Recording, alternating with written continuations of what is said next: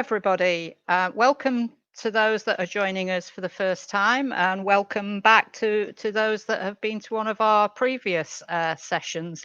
My name's Katie Taylor. I'm the Vice Chair of the Agile Business Consortium, and it's my pleasure this afternoon to moderate this session.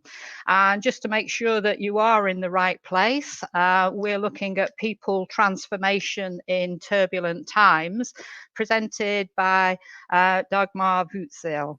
And Dagmar describes herself as author, as transformational leader, and in her own words, as a passionate jester.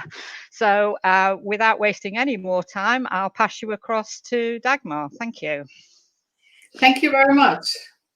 Hello, everybody. It's a pleasure to be here and to pick up on what Katie said, passionate jester. You know what a jester is? Those are the people that in very friendly and funny ways tell people high up in the hierarchy what stupid things they are doing. So this is one of my passions. Sometimes it works out well and sometimes it doesn't, but I'm trying.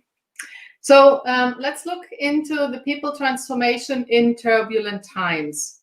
I have here summarized my intent for this session after discussing it with Martin.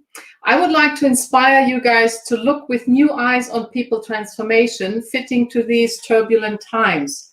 Now, when I talk about people transformation, for me, that is everything that helps people organize well, connect to each other, and get the things done that they want to do.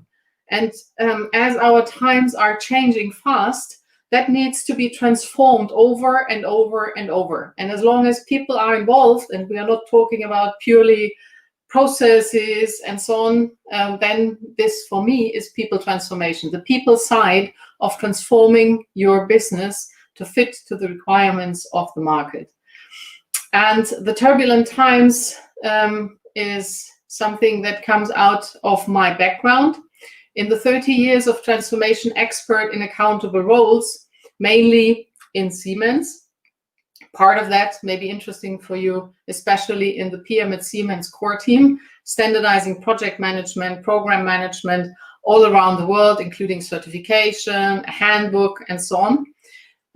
But also in people transformation lead role for Siemens Power and Gas. Now they are part of Siemens Energy. The 3 years that I was there was really a turbulent ride. You may remember political discussions, Fridays for Future movement. So the market was really going up and down, and we had a lot of challenges that we were facing there.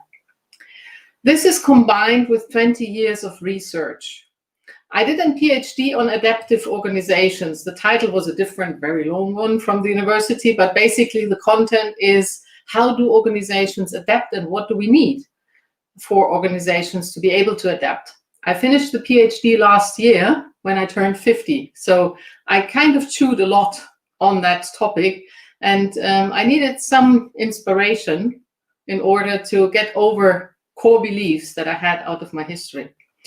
On top of that, I have a Dialogic Organizational Development Master, which is in a private institute in Germany, Institut für Systemische Beratung. And that is a very important element of my understanding. Now, in order to tackle this topic, I'm going to do it in the reverse order. First, I want to give you a little insight out of the research area, what is my background, and to give you a frame of reference when I talk about the examples in the practical part in the second part. Just the best practice for virtual meetings to get started. Now, what you can see here is the actual, right now, gas turbine portfolio of Siemens Energy. And on the very left side, when you see the SGT5 9000HL, this is a relatively new turbine that has been developed over a course of 3 or 4 years. And the person responsible for that project with hundreds of people around the globe, super complex technology, was in the same leadership circle that I was, reporting to the Chief Technology Officer of Power and Gas. And that team worked agile for most parts of that journey. They were in time and on budget which is a huge challenge. They had a couple of significant strategic changes in between. And as they were globally distributed, they always had to work virtually. So one good practice out of that team is take 5. Everyone in this meeting, take 5 deep breaths. Try to rid your brain of all the things that are bothering you. Trust me, when you get out of these 90 minutes, they will still be there waiting for you to take care of them. If you want to, take a note or two just to make sure that you don't forget something that's now buzzing around in your brain. And after those 5 deep breaths, we are here in this meeting tackling this topic together and be fully present. So 5 deep breaths.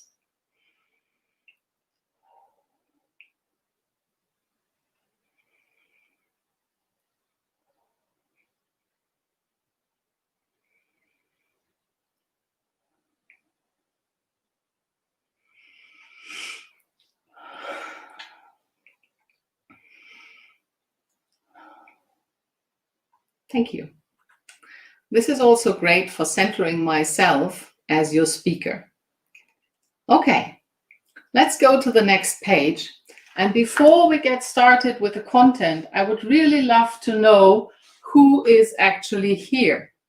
I just opened this question in the Slido, and I very much hope that some of you, a lot of you, all of you are going to open this on your mobile phone, in your browser, and just tell me who is here. This was my fantasy of what kind of people would be attracted to such an event. Customer of projects, project managers, program managers. And if you go into Slido, app.sli.do, and enter the hashtag, then you should be able to open the participant mode and answer the question. Katie, can you test it, if that works? Yeah, I'm just logging on now. Yeah. Okay. Because right now it should be open. Yeah, and we've got the code on the screen there that hopefully everybody can see, 50675. Yeah. Okay, because I don't see any, yeah, here. Now we start getting people. Okay, so the first one was a project manager. You are the very fast guys, as always. Okay. So let's see. We've got a program manager or project portfolio manager. Other roles. Okay. Dominant is still the project manager. So you may be more familiar with Menti, but basically it's the same type of program.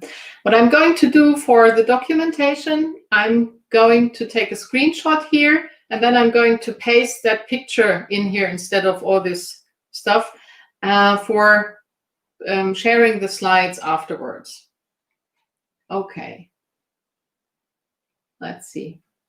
Do we have a figure how many people are in the call right now? We have 41. Okay. So let's give it one moment more. Maybe some people don't want to share what's their background. So the 2 biggest groups right now are project manager and other roles. So it will be interesting for a discussion later on to understand what those other roles are. They are not project managers or team members, PMO, and so on. Okay. Thank you very much for sharing that with me. So the majority of the people seems to be project managers. Now, let's get a little bit into the background. We will never again change as slowly as today. This is a very broad and strong sentence of Sven Goeth, a futurologist. I'm not sure if the curve of the change and of the speed is going as a straight curve. In my experience, it's more going in sprints, very fast developments, and then we have a time in between to reorganize ourselves before the next bigger change is coming. What I also see is that the time in between is getting shorter and shorter, and that's the different changes are starting to overlap. So you have a change here in that market, you have a change in that market, and instead of being sequential, it starts to get into overlapping timeframes. You see the same for technology developments, for example. The first time we have two big waves in the development where we have still IT in development and health sciences as a second global big trend in that regard. Now, as we are changing that fast, it's really interesting to understand what you do in turbulence. And Peter Drucker already understood ages ago, or decades ago, that the greatest danger in times of turbulence is not the turbulence. It is to act with yesterday's logic. So the turbulence in itself is an opportunity as it is a danger to what you're used to. But if you act with the logic of yesterday's situation, that is where the true danger lies. Now, if that is the case, the question is, what is yesterday's logic? What is today's and tomorrow's logic? There is a very good article, and you can see that the 2015 at Frédéric Laloux, who wrote that article, is underlined. This is a link. So when I share, you can click on that link and open the article if you want to read the details. I did that throughout the presentation. So Laloux summarized insights out of sociology, the idea, what are the evolutionary breakthroughs in human collaboration and what kind of models of paradigms grew out of those. Currently, we are at an inflection point, a moment in history where it's time to stop trying to fix the old model and instead make the leap into the next one. His opinion is that it will be better suited to the complexity and challenges of our times and to the yearning in our hearts. I'm not sure who of you has already read that. When I'm in keynote presentations and actually see my audience, then it's between a third and half of the people who have either heard of it or have already read something about it. I would like to briefly go into the descriptions. So when you see the red color, it's like a wolf pack. You have one chief boss, big guy, who is keeping his people in line. It thrives in chaotic environments and has already managed the division of labor and command authority. It works usually to a group size of 150. If it's growing bigger, that one chief trying to keep everyone in line is not able to do that without developing the next step of human collaborative means, which is then Amber. It's highly formal roles within a hierarchical pyramid. Usually armies are organized according to that model, or the Catholic Church. So you know that it's about 2,000 years old, that model. The formal roles are stable, and by this, the hierarchies are scalable. And this organization has stable and replicable processes, which is pretty important when you are a soldier and you are under fire. You have the backpack of your colleague and you want to take out ammunition. You can't search for the ammunition in that whole backpack. You need to know it's on this side, at that zipper, that's where I find it. So this is why that is a very stable, replicable, and standardized way to organize things. As we all know, not every army is organized that way, or every part of the army. The next model that grew out of the necessity to organize differently is the machine metaphor. The goal is to beat competition, achieve profit and growth. That is about 150 years old.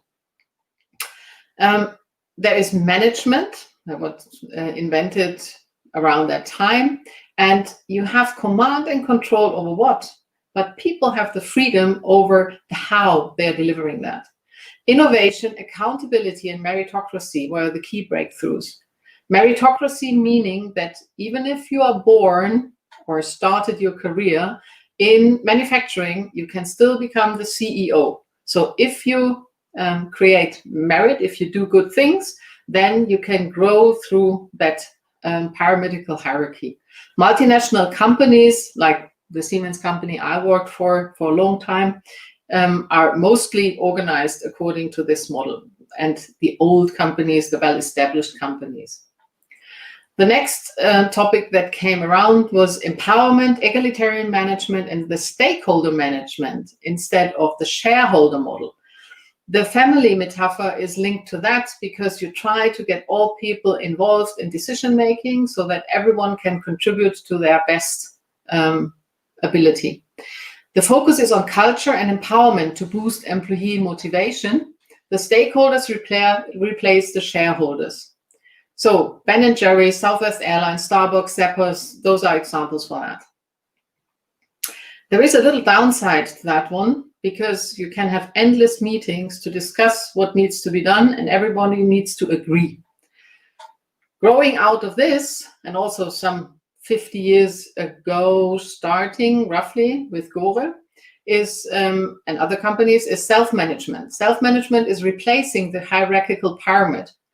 Organizations are seen as living entities orienting towards realizing their potential. The purpose discussion is coming out of this development. Self-management, wholeness, and evolutionary purpose. There are a few pioneering organizations at the point when Lalou wrote this. In the last 6 years, more and more organizations started to adapt to that. So we have a couple of different models. The interesting thing is that while we had a single model before and then humanity stepped into the next model, right now we have these models all over the place. So you could have an orange organization like a multinational company with a lean or agile team, production, R&D, whatever, and also in pockets, teal teams that are self-organized and working according to that. Okay, so this is one of the background information. If you put that in a very black and white picture, you see the pyramidal hierarchy. Lalou calls it a hierarchical pyramid. I like that term better. There is a focus on efficiency. You want to have known, repetitive, plannable things. You want to scale those. You want to eliminate every minuscule disturbance in that process. And if you only execute it as planned, you are perfect. Few take decisions for many, and the whole system is built more or less like the feudal system we saw before democracy in the way how our countries are run. So there's a CEO, and people don't select that CEO. It's put at that place, he or she, from the outside. And you have that command and authority. The interesting thing is that if you turn that pyramid around and you focus on adaptability, then this leader, who is the command person, has to have the plan, has to say, okay, this is our strategy, is now on the bottom of that triangle, holding the space for everyone else. And this allows the teams interacting with the market to take more autonomy and take decisions that fit to their market. There's one point that is very different in those two models, and that is the standardization. So on the left side, you want to have everything standardized. On the right side, you can allow diversity, different ways of running teams. There can be an orange team, a teal team, a green team working next to each other, whatever works for these people best in interaction with the market. Oh, there's one point that I forgot here. One size fits all. The generalization slows us down. So if our markets are changing fast, then we need the right-hand side picture and not the left-hand side, because that is too slow in decision-making. Sorry. And one of the things that go along with these two black and white pictures is the way how transformation, how change is brought into these organizations. So Busche and Marshak wrote a book about it. There is dialogic and diagnostic organizational development. Diagnostic, most of us know. There's a history of that. Here's a need to change. I analyze today's situation.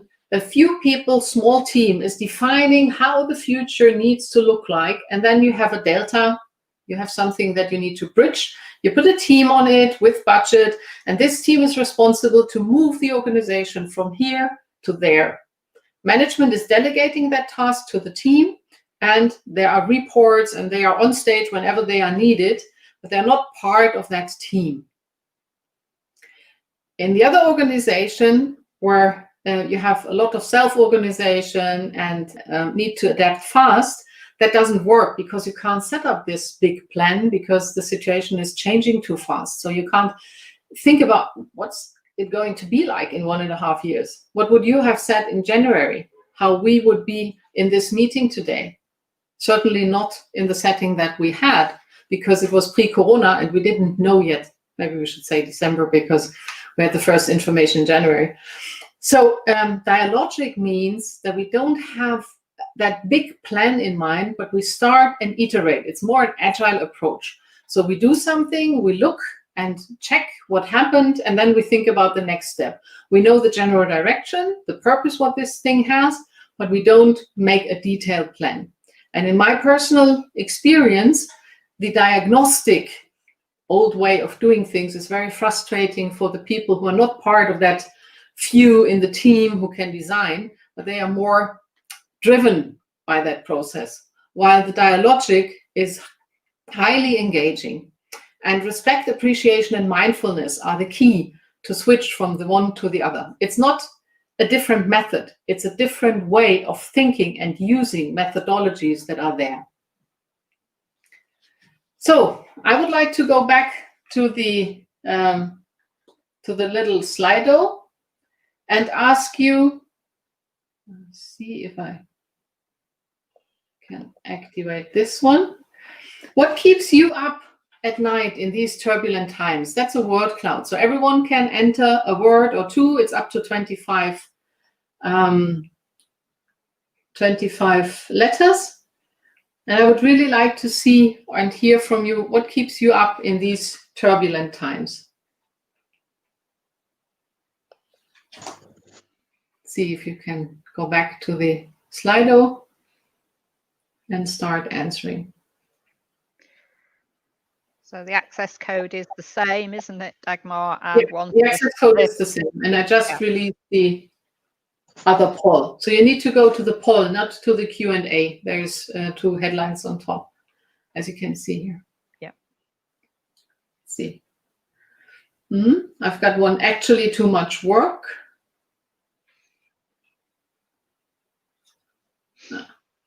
So there's a lot of things keeping people busy.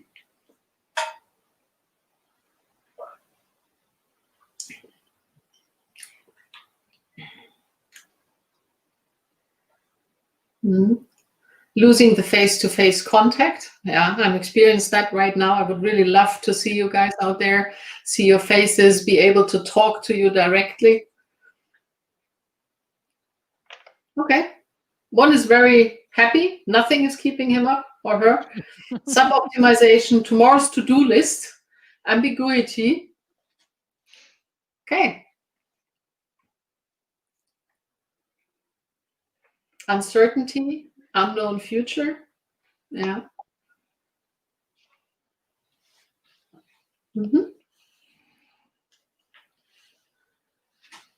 Okay. So let's close this for now. Thank you very much. So there is a lot of very different feelings out there. Now, let's look a little bit into the practical experiences, the stories that I can share. If you have a question, you can ask your question here in this, in the chat function. I think it's, private chat is on the right-hand side, at least on my screen.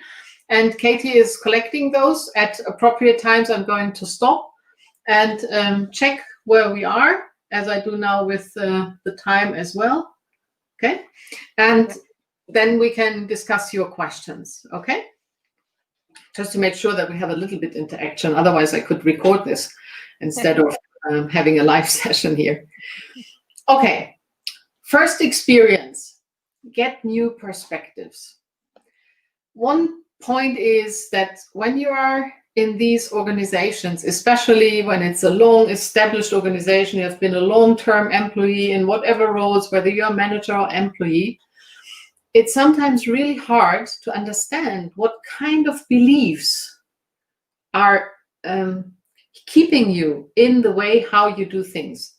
I said before that I completed my doctor thesis at age 50. And I have a very patient professor. It took me 9 years from discussing with him what I want to write about to actually understand that my brain was fixed in this triangle model and that I could not imagine another way of organizing a big crowd of people to achieve something as extraordinary as this huge gas turbine development in half the time and in budget and so on. So because I was so fixed in my understanding, I thought dialogic organizational development is the one new method that's going to fix the world. And that didn't work out. So opening my mind and understanding that things also work in a different way, and it's not the one process, the one approach that is the right one, was one significant step for me. And one means to do that is a learning expedition. I'm not sure if you guys were on a learning expedition. This is started in Power and Gas in 2016.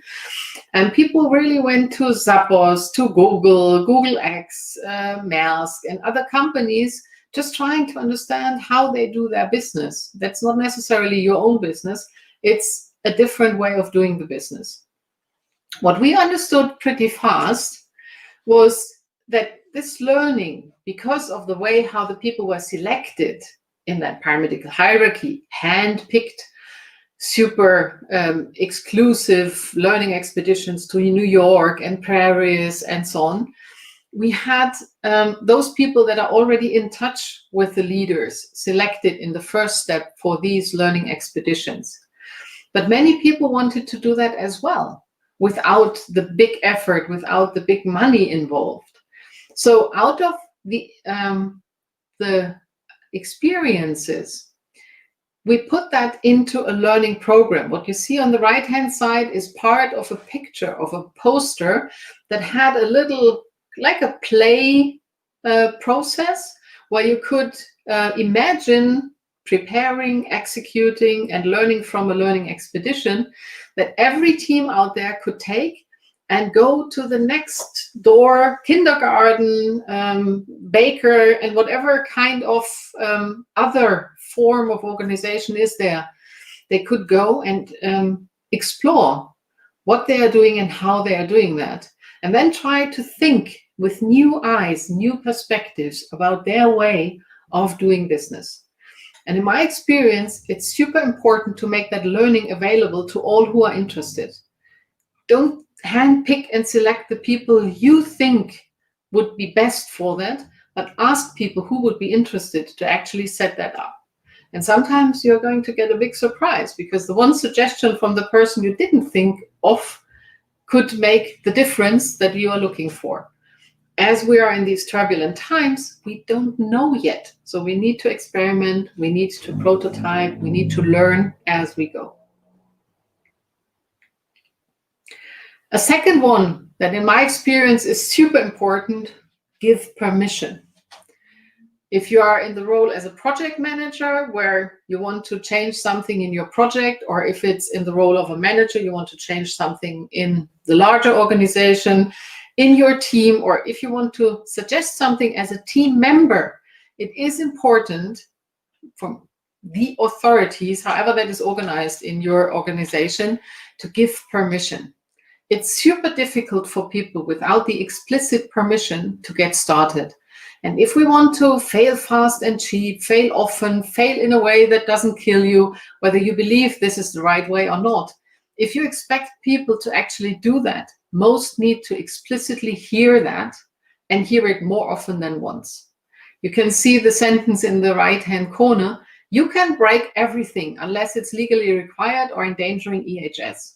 That sentence of the CEO of that division was the reason I joined that division, because that was a real innovation in a big company as Siemens, that a division CEO actually gave that space to the people to really start experimenting, not fail in a way that doesn't kill you. Not every case right now, and you do everything all over the place.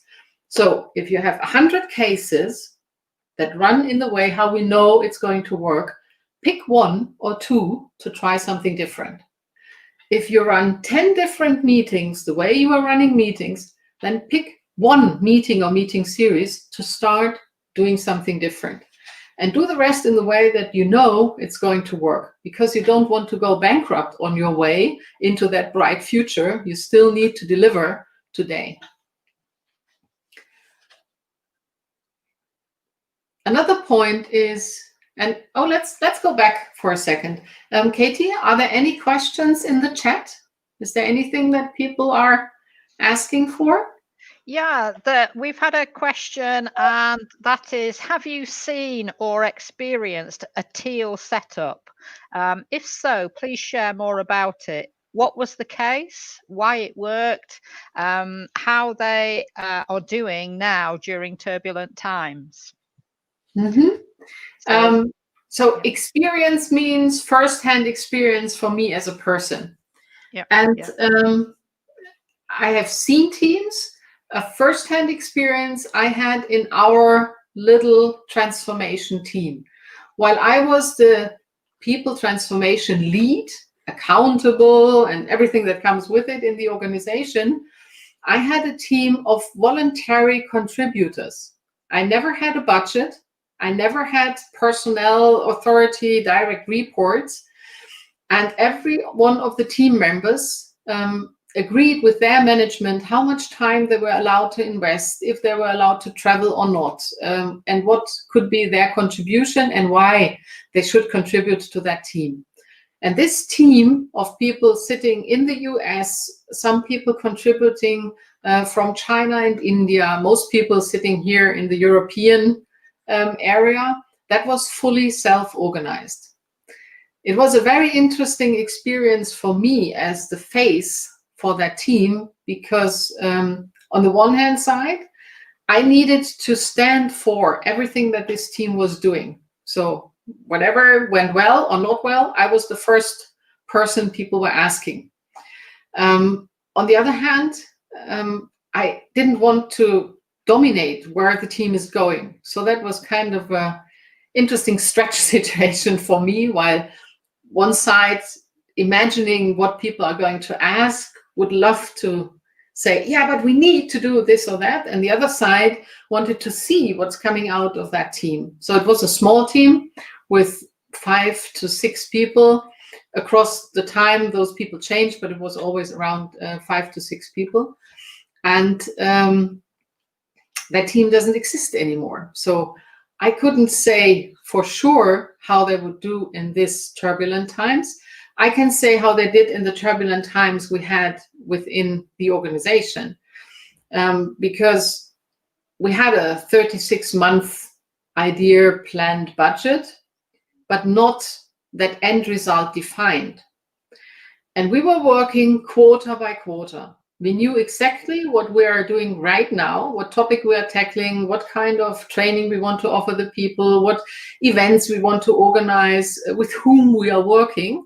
And we had a very rough idea what could be the topic for the next quarter.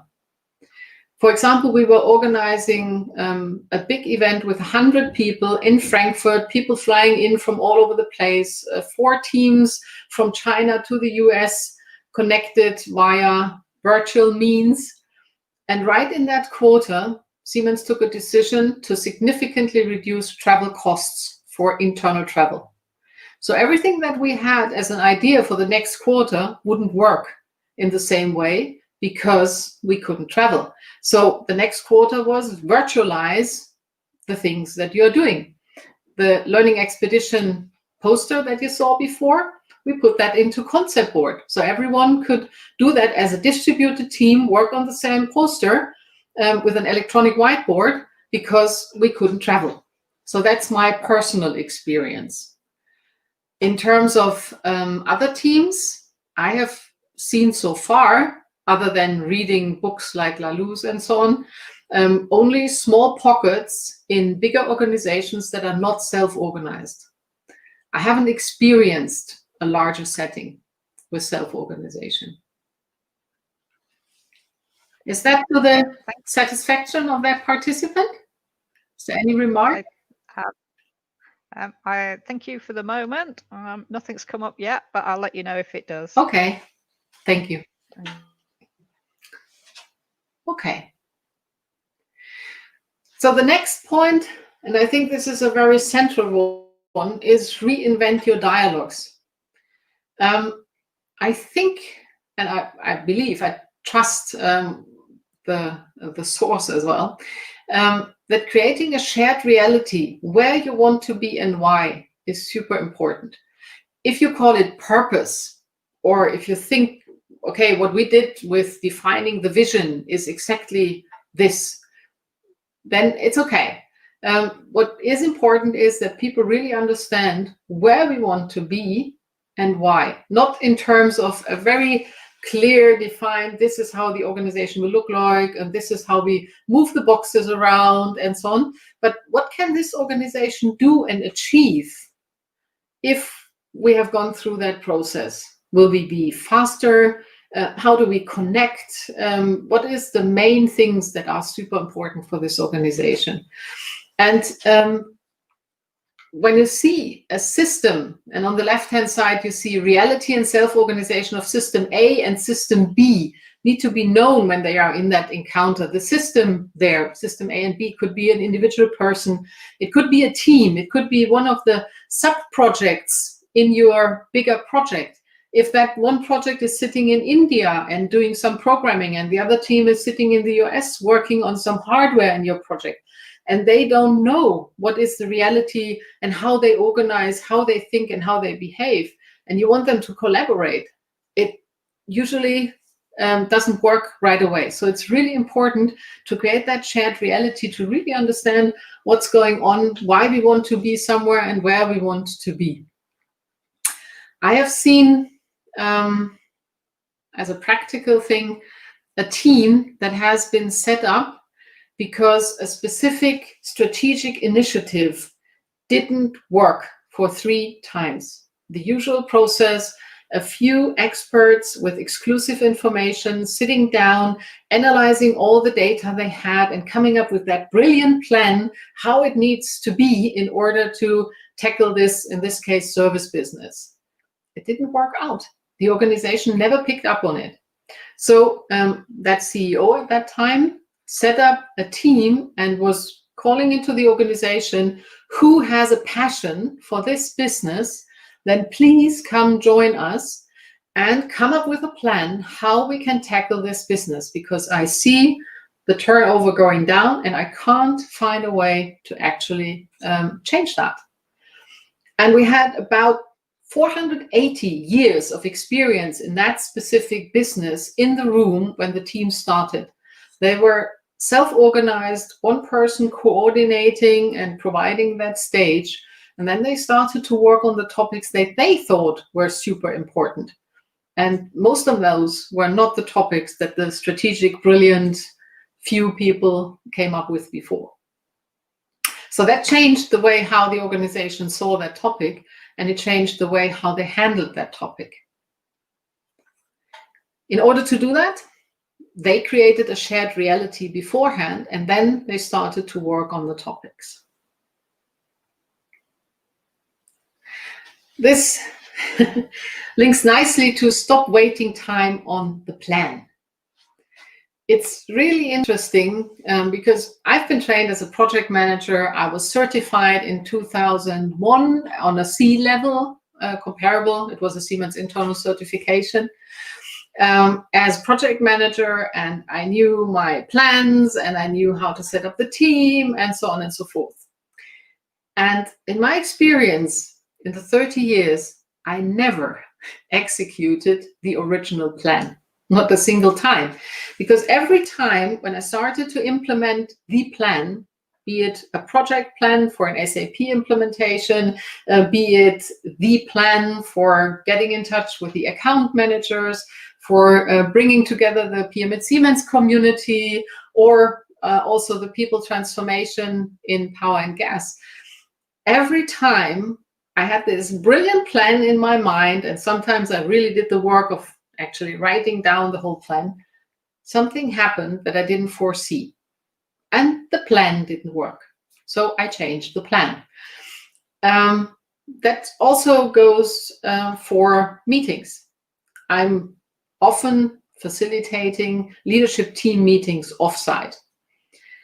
And 5 years ago, I stopped preparing agendas because in no single meeting, or the other way around, every single meeting, we changed the agenda.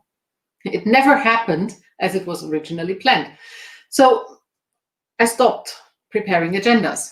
I know how I'm starting with a group, and I know when we have breaks and how much time we have to work, and when we need to wrap it up in order to get out of the room with a good understanding what we achieved and what's the plan for the steps afterwards, but not the big plan for the next 18 months. And then we start working. It's not agile according to the original meaning of the word, but we do collect who needs to work on what do we need to achieve. We create a backlog, we rank the backlog, we set up sprints, people work, we exchange, where are we now, and then we plan the next sprint. And that works super cool for leadership meetings. So I can only suggest to stop wasting time, maybe I should say, on the detailed plan.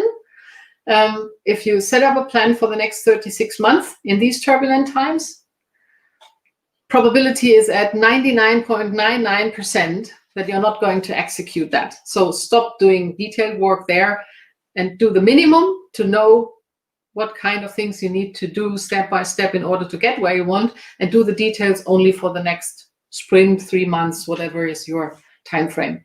We did that in people transformation, and fortunately, nobody asked for the big plan out of management and other teams that were interested in the people transformation.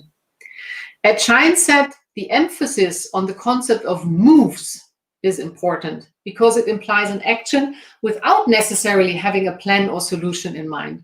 So sometimes in turbulent times, you simply need to start doing something in order to get going, and then you adapt on the way to the circumstances that are boiling around you, and whatever the nature of the turbulence is throwing in your way. And here, Agile works much better than the usual project management. You need that. You need that also in people transformation. If you organize, for example, a big event with 100 people, you need good project management to make sure that everything is there that you need to work.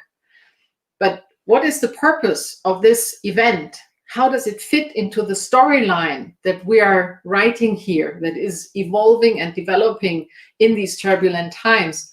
That is something that I at least cannot define with project management methods.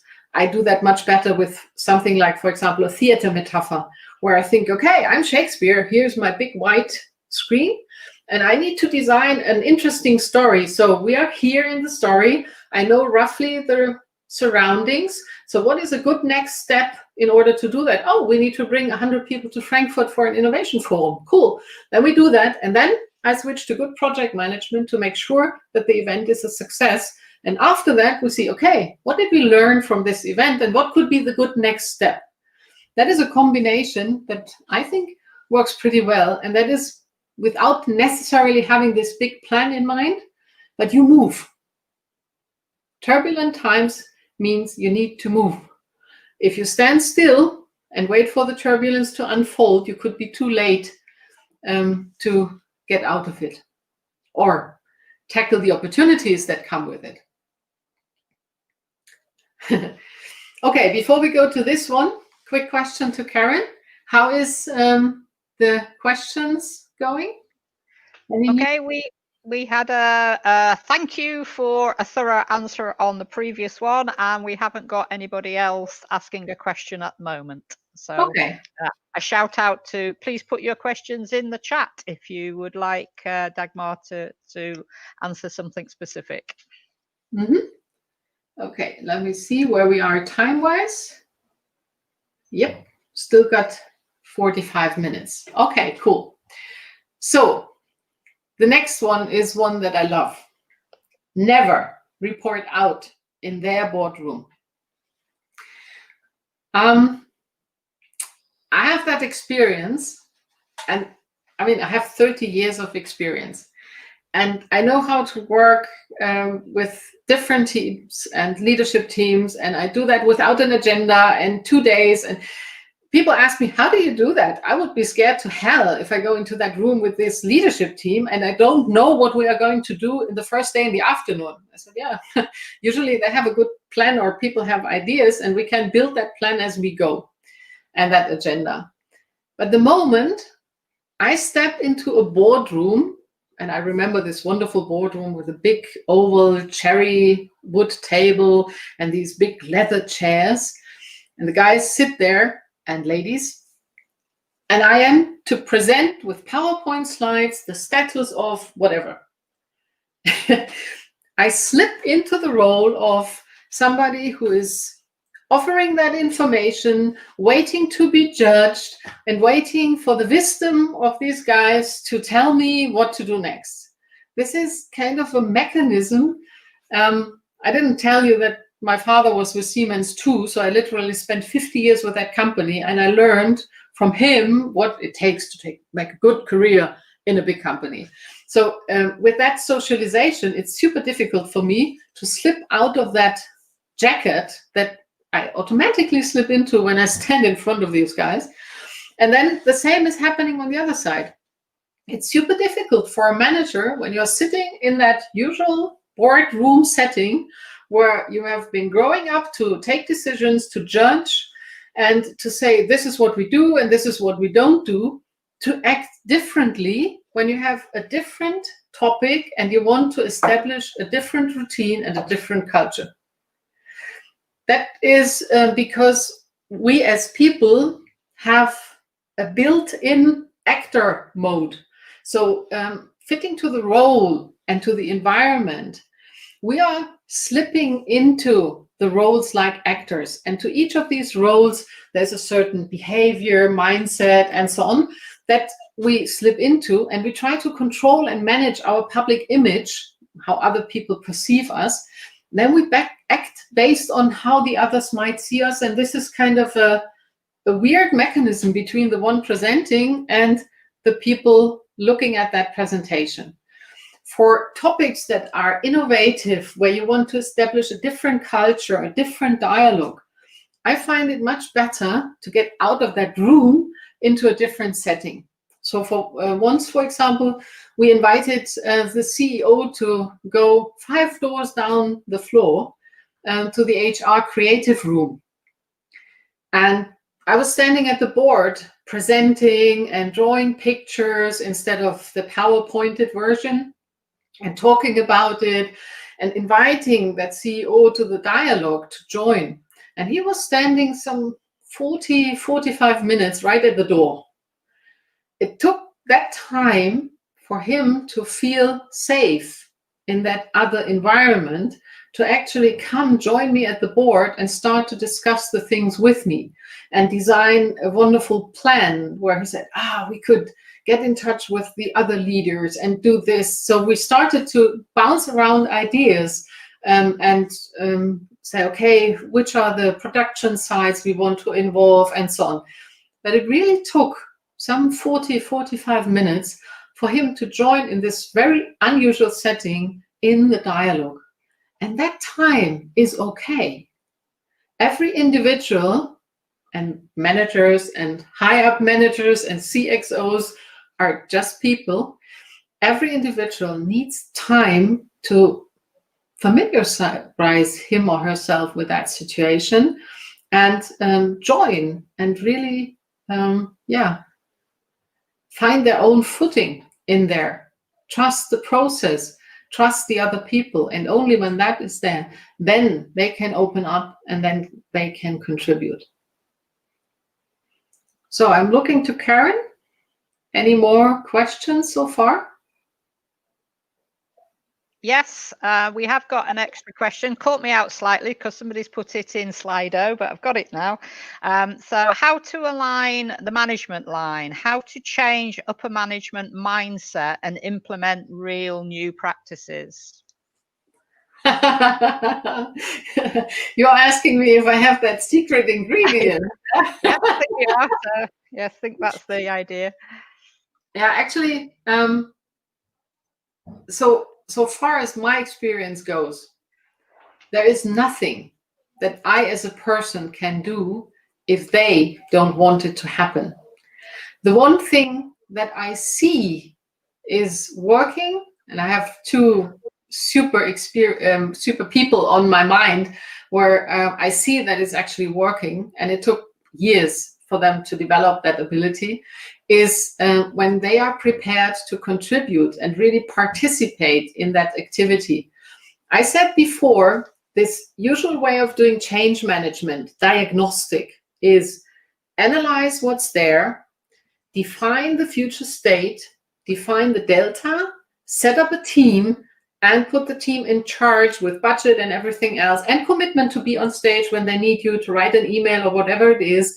And then you delegate as a manager the change to the team, and they are moving the organization forward. That worked previously.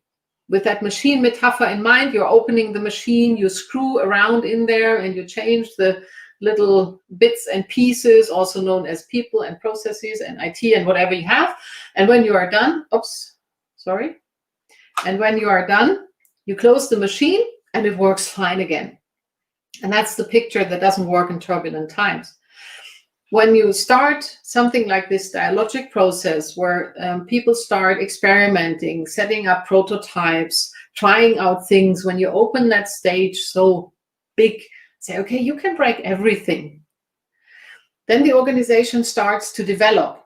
If you as a manager, and that could also be you as a project manager, when you set something in motion in your team, then don't participate in it. With your specific knowledge, with your background, offering the insights you have because you talk to people that the team is never talking to, then you are going to miss the development the team is doing. And you go straight ahead, and the team is, and your organization is take a different path. And in the end, I have seen that happening. The manager and the style doesn't fit to the organization where they develop towards. And then you have three different opportunities. One is the manager is getting like roadrunner, getting around the curve and trying to learn enough to be able to lead this new organization. The case I have seen more often is that the managers are pulling the organization back to the way how they want to lead it, because their leadership style didn't evolve with the way how the organization evolved. Or they are splitting. The leader is going and a new person is taking over that fits to that type of organization. So my point is, leaders need to involve themselves to be able to learn and develop their own leadership capabilities to be able to lead whatever the output is of this initiative. And the two people I've seen have a strong technology background, and they are able to move fluently today from their role in the organization, CXO, with controls and what do you do to achieve your plans and everything that comes along with that role, within a couple minutes of kind of resetting themselves. I don't know exactly how they do that. I never asked them. And be part as a sounding board of an initiative that is self-organized, driven by people, contributing with their ideas, their questions, and so on. So I see individuals where it works, and it's a lengthy process to actually develop that. And they need to allow themselves the room and the experiences to learn. And this is something that I, in my role, cannot make them do. I can tell them that this is my opinion, and I can offer the stages for them to experiment. By the way, this is one of the reasons why I'm facilitating the leadership team offsites in this agile-like way, because they are among each other. It's no problem if something doesn't work because we are solving it together. And with that experience, it's much easier to slip into these activities outside of that offsite meeting. So it's a learning process. And I don't have that secret ingredient. I doubt that it exists. Okay, thank you. Yeah. Okay, any further question, Karen? Not at the moment, no. Okay. So the next point is use your head, heart, and hand. I think that we have developed and tried every version of how we can organize that is intellectually possible. We have brilliant consultants going in and collecting huge amounts of data, how people work, what they do, how many minutes for whatever.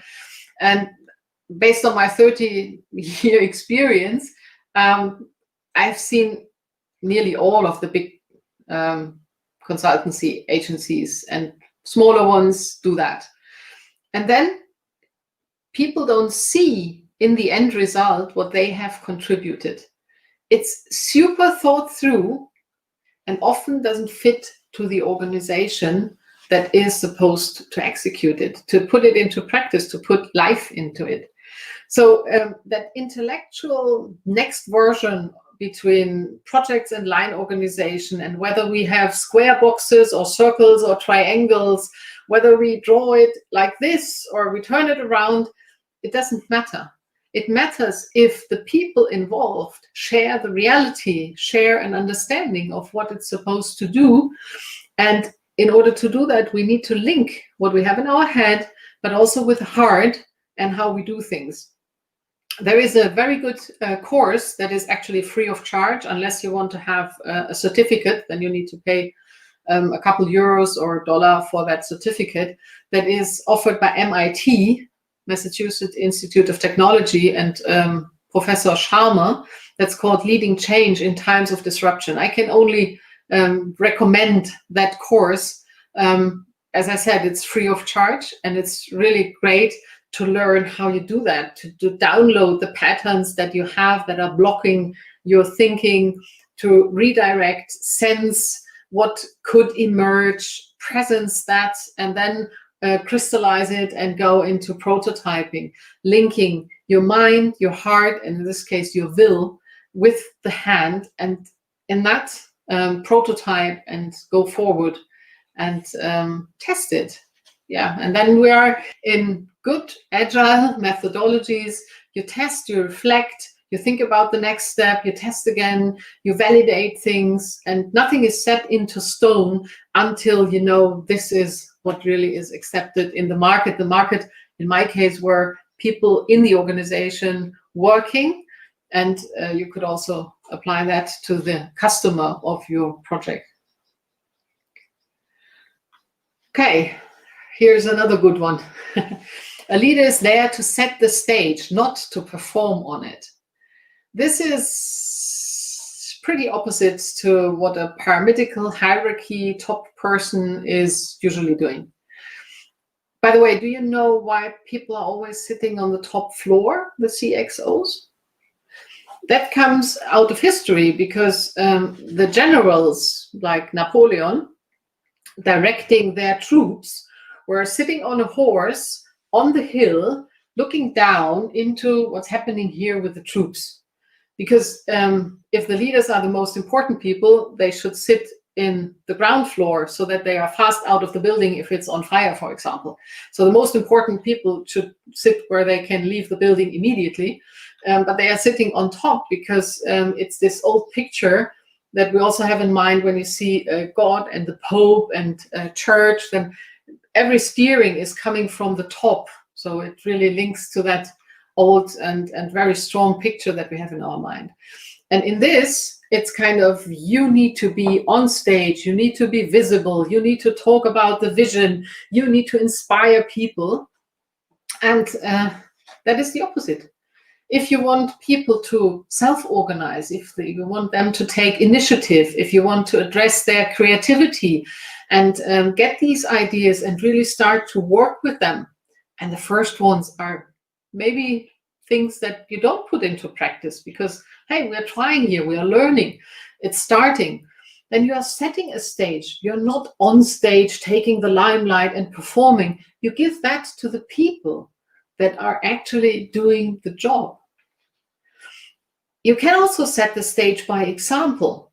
So when you are prototyping and you say, hey guys, I have this thing here and this is my personal prototype. I don't know yet what's going to happen with it because I want to do something really different and it could go wrong. So you need to dare to fail like everyone else that you're asking it of. And then you share your prototype, what you learned, how you felt. That is a powerful stage that you can set as a leader. But actually, you're not there to take the limelight on that stage. You're there to set the stage and protect that space, hold the space for the people that are innovating for your organization.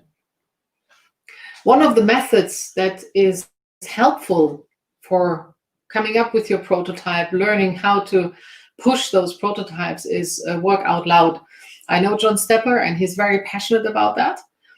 And when in technology and innovation, the team that I was part of, direct report to the CTO of Power and Gas Technology. It's interesting because I'm not technology, but I was part of that because I always called myself people innovation. We had 60 people in a room and for an offsite of 3 days. And actually on day 2, you couldn't see anymore who is leading a team and who is part of a team, because the whole group was collaborating. And they set up work out loud circles, and the leaders of that 60 people team were part of these circles and not leading the circles, but they were just participating. So these small moments, these small things where people experience something different, that links to the question we had before. How can you make leaders change? And if they experience these moments, I call them moving moments, some moments that move, some understanding in your brain. That is how people open up. It's a chance. It's not kind of if you do this, then X will happen. It's an opportunity. And sometimes it works, and sometimes it needs a couple more opportunities to actually, for people, develop that way. So a leader is there to set the stage, not to perform on it. So Karen, any new questions? Okay, so we had a question about the MIT course, but we've been really good and self-organized here, and other members of the community have answered that question for us. So we've got a link to that course now. So that's brilliant. Thank you for that. There was another question about the kind of long-term plans. You're talking about stop wasting time on plans, but there is and I will say, perceived safety in plans. So how do we convince people like the governance and the finance people without long-term plans? Mm-hmm. Yeah, this is an interesting dilemma. When we set up these plans that look so well thought through, and we have the feeling that, oh, if we only put this into practice, we know exactly what's going to happen. This is the kind of safety feeling that these investors and so on need. If we look back, we know that these plans usually are wrong because things happen in between. And this year is a very good example, or bad example for it, with Corona, that really kind of let every plan explode. In my experience, the plan needs to be rough. There need to be a plan. If you set up a project and you want to, let me go back to my early example, if you want to develop this huge gas turbine with an organization that is spread all around the world, you need to have a skeleton of a plan, how you're going to do that step by step, roughly, with a rough work breakdown structure. Otherwise, you're not going to fulfill that. And this is what you base your estimates on, what you base your time scheduling and planning on, your budgeting and so on. The art is to leave enough room in that skeleton to fill it with whatever you need to do in that specific situation, taking that specific time, whatever circumstances you have into account. So you need that skeleton. I don't say never plan at all. what I say is have a rough plan. When you see, for example, the agenda of these leadership team meetings, or a big forum with 70 people in one of our production sites, 2 days, then I had a plan for the first 90 minutes. I knew we start at 10 to 11:30, we do this. At 12:30, lunch will come in. And in the afternoon at 4:30, we're going to stop. Next morning, we start at that time. Here we have a break. Here we have lunch. And latest at 2, we need to discuss what we take away from this meeting in order to stop at 4 p.m. That was my rough skeleton. And then after this start, everything evolved within that skeleton. We had the break, we had the lunch, we had the evening where we closed out. But what happened in between, that was designed by the people that actually participated. So this is what I mean with a plan. That skeleton you need to have. You can't go to somebody and say, hey, can you give me $1 million? I'm going to develop, I don't know exactly what, and I don't know exactly when I'm going to be done. And I can't tell you what market I'm going to address. That wouldn't work. So it's a balance between planning, but not planning so much that you waste time and that you give yourself a corset that you can't move anymore inside that plan. By the way, the gas turbine people had 3 significant strategic changes in between, which kind of made them replan what they were doing technology-wise, time-wise, budget-wise. So that is a good example for don't invest too much time for the detailed plan over 36 months. Did that answer the question, Karen? Yes, yeah, I think so. Somebody else has just posted. Katie, I'm sorry. So it's all right, don't worry. Just posted something about have a 90-day plan and then a 1-year high-level view, North Star. I'm not sure if that's something you've come across. Yeah, whether you call it North Star, vision, purpose, however you describe your end result, it's good to have that end result in mind. One methodology that I use with teams is that I invite them to step into the future. So if you want to facilitate that, invite the team to really walk in the room to the other end, if you are in a room together, and then say, okay, here is 2024, and we as a team are praised on stage because we contributed brilliantly to the super success of our company. And then ask people, okay, who would be on stage praising you? Would that be the CEO, the analyst, a customer being on stage in what kind of setting? And what are the 3 to 5 things that this person has on slide to share why you contributed and how you contributed so brilliantly to the results of this company? And with that setting, people are very creative and they usually come up with the core elements that really make a difference. And that is the 12 months, 18 months, 36 month long-term vision, North Star, planning thing. And then you plan the next quarter, the next sprint in detail. You need to know what are the steps that you want to take in order to develop into that direction and not that direction. Yep, that's great. Thank you very much. We've got 20 minutes left and nobody's got a question at the moment. So if you want to just continue. Okay. Yeah, the next one, leaders, eyes on, hands off. This quote is out of a book by Stanley McChrystal. Stanley McChrystal was the NATO general for the NATO in general. And before that, he took leadership for the US forces in Afghanistan, fighting against Al-Qaeda. When he started, when we go back to the beginning of the presentation, he had an AMBER, typical army organization. Lots of standards, lots of discipline, very hierarchical, and so on. And they couldn't get a grip on, as he calls them, the ragtag band of terrorists. So even though they had the technology, they had communications, they had many more people, better technical stuff, they couldn't get a grip on these people.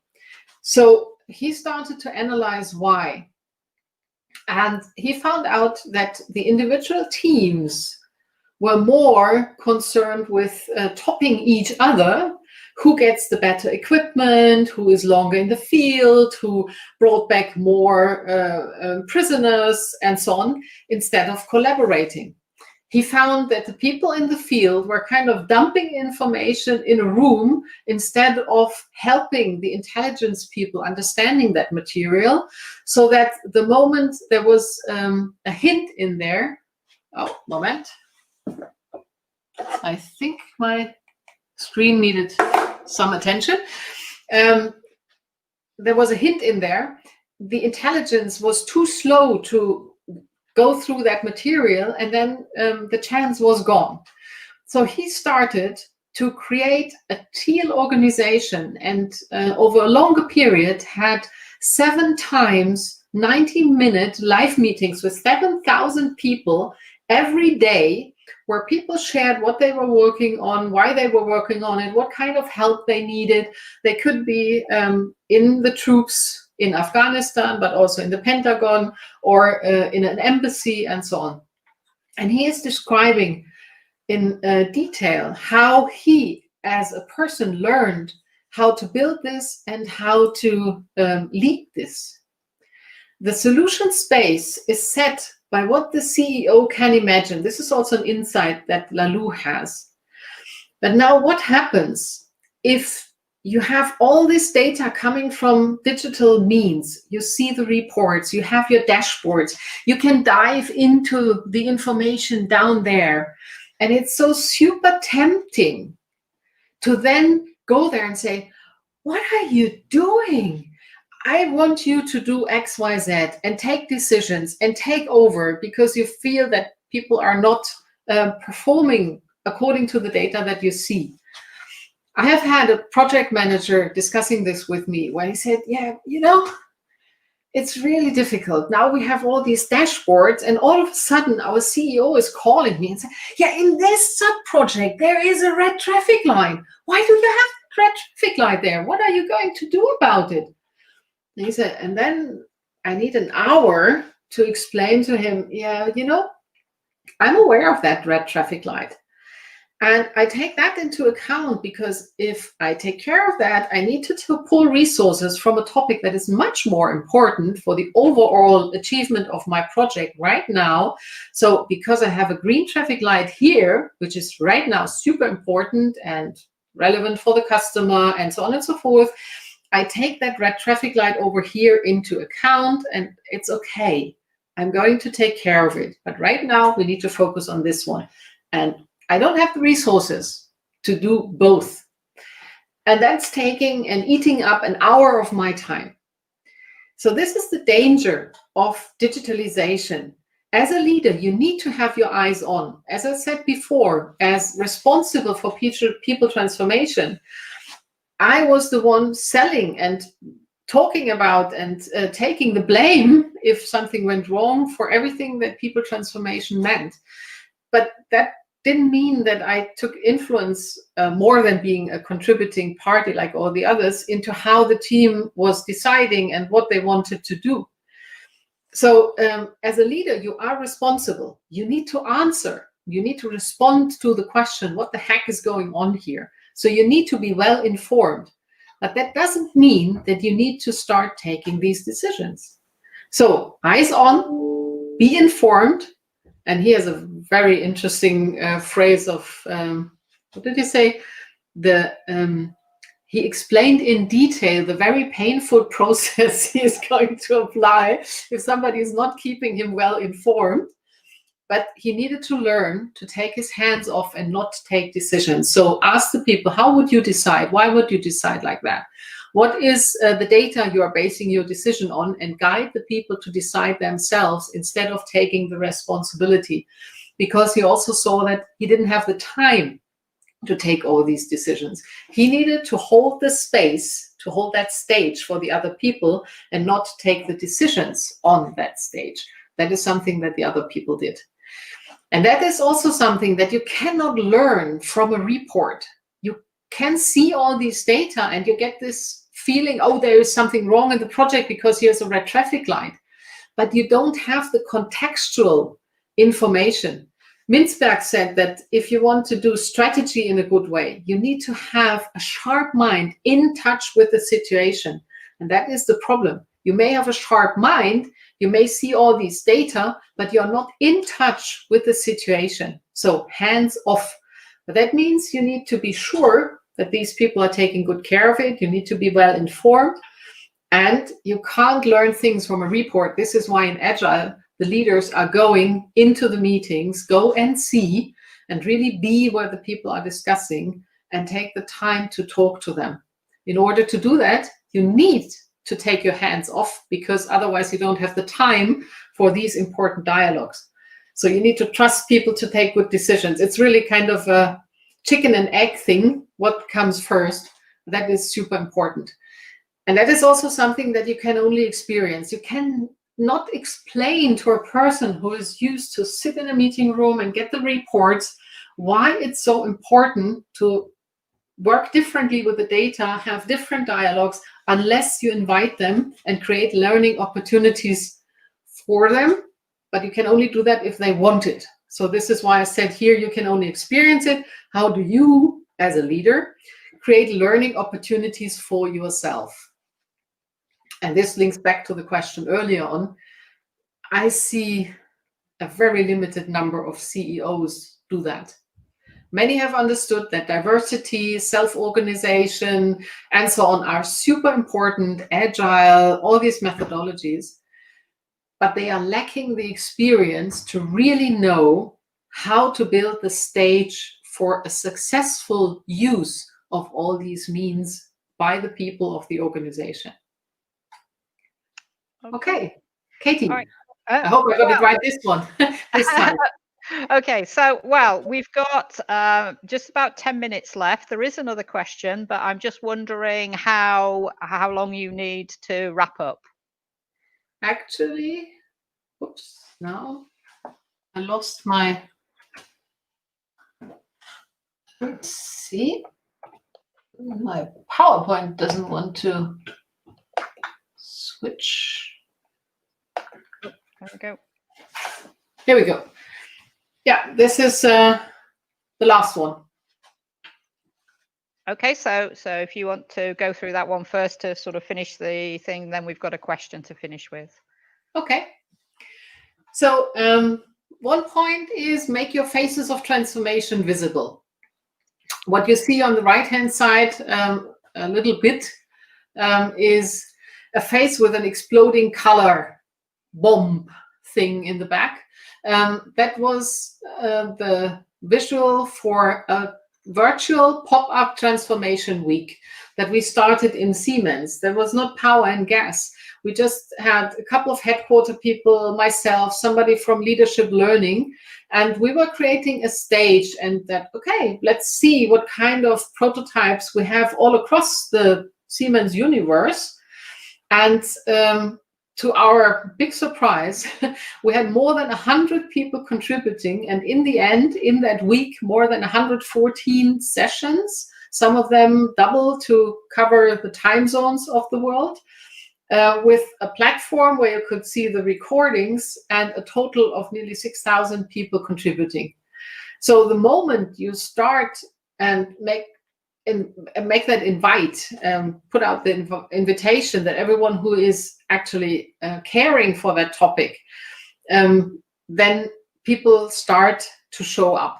And you have them all over the place. There are so many people who love to coach and who do all kinds of different methodologies and so on. And they offer that. They build work out loud circles. They have coaching circles. They offer things for free for their colleagues. So it's really great. And sometimes person A in organization or business unit, whatever, is sitting 10 meters or a building away from a person in another division. They don't know each other and they don't know of each other. And this person might have a need and that person might have a solution and they don't know of each other. So especially in large organizations, you need something to make that available. Transformation needs a lot of slow thinking. and involves successes and failures. Giving the pioneers a stage, allowing them to connect and be asked to help, goes a long way to energize this precious group. So one is to connect, because when you are such a transformation person, sometimes you feel pretty lonely. You have a feeling you're the only one who is driving that, and it's tiring you out. Because if you have a big set in their way organization where you do that, it's really a long process. And these people love to be asked to help. Can you help me? That's kind of, woo, re-energizing. Here's somebody who really likes to take that and try something with it, and I can learn something and they can learn something. That is fabulous. And the point is, if you don't do that over the course of a longer period of time, you're going to lose these people.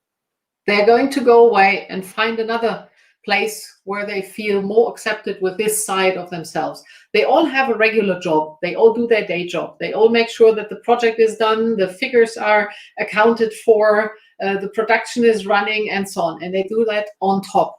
So if you really want to transform, groom them, protect them, give them a stage and opportunity. Otherwise, you're going to lose them, and you are there with all these people who do not want to change. And that's really, really bad for transformation. Yeah, so that was my last point. And here I would have the word cloud, but we can also use the chat function. So if we go back to Katie, which I actually don't see here. Here we are. I can't hear you, Katie. Okay, sorry. We did have one last question, but I am very conscious of the time. If for nothing else, Dagmar, in that you're due on the next stage at 6 o'clock. So we have about 6 or 7 minutes. But the last question is around how do you plan and measure people performance in adaptive organizations where goals and priority can and will change over time? I didn't get the last one. What was it with the priority? So how do you plan and measure people performance in adaptive organizations where goals and priorities can and will change over time? Okay. Yeah, that's in general a good question, because when you measure that performance against the original target and the target has changed 3 times, how do you actually do that?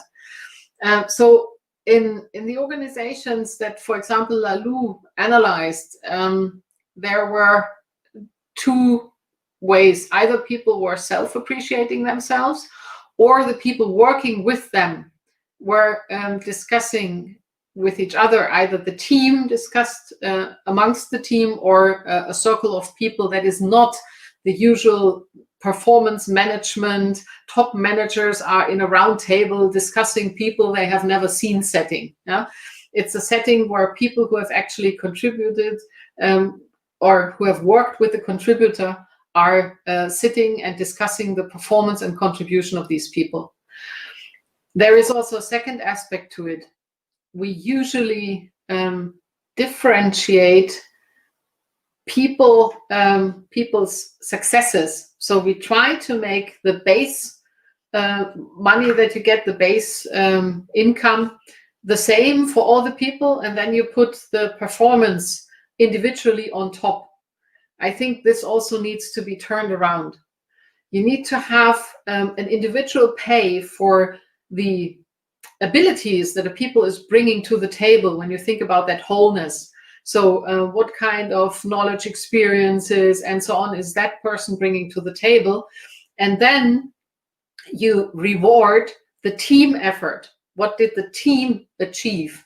Because sometimes it's really difficult to say this person contributed a little bit more than that. The usual discussion I had was that you see the 10% top performer, and you know these guys are outperforming and ladies are outperforming everyone else. And you know also that there are some X 10, whatever, 5% people who are not contributing as everyone else, either because of their current situation, because they are wrong in that job, or whatever the reason is. And the 80% in between, it's highly unfair to rank them amongst each other, because everyone is doing a solid job. So the discussion I had is more around, let's have an individual salary based on what the people bring to the table and reward the team. That's much easier than rewarding individuals for a team performance that that person could never have done without the other guys and ladies. Okay. Okay, thank you. We have an example that somebody has put up Cool. to say in their company, we adjust our performance goals every 90 days. So it is okay to adjust, and we have feedback rounds usually at the end of the year, and can be anybody who worked with you, but can also happen during the year. Not sure if that That's cool. kind of makes sense. So I think that was a good one to finish on. We've got 2 or 3 minutes left, so I would really just like to take that time to thank you very much. It's been fascinating and insightful to hear what you've been working on, and you've given us some really useful tips there, and given us references to outside information that we can pick on. So thank you very much for that. There are various thank yous coming up on the chat, so I'm sure that you'll pick those up as we go through. And just to let everybody know that there is a panel session that is the final event of the evening. We are on stage 2 at the moment. The panel event will take place on stage 1. So you would need to move out of this space into this. And Dagmar is going to join you there because she is one of the panelists. So again, just finally, Dagmar, thank you very much for a really great presentation. Thank you. It's my pleasure. And I'm not sure if you see that right now. I have summarized some of my mind-changing sources. It's not all of them. I had some 600 for my thesis, but this is the summary of things that I really recommend. If you want to read something, then start there. So that's a good one. Thank you very much. I hope everyone has a good day, evening, wherever you are in the world. I don't know. And I'm looking forward to the panel in a minute. So I'm going to step out of this right now. Okay, thank you.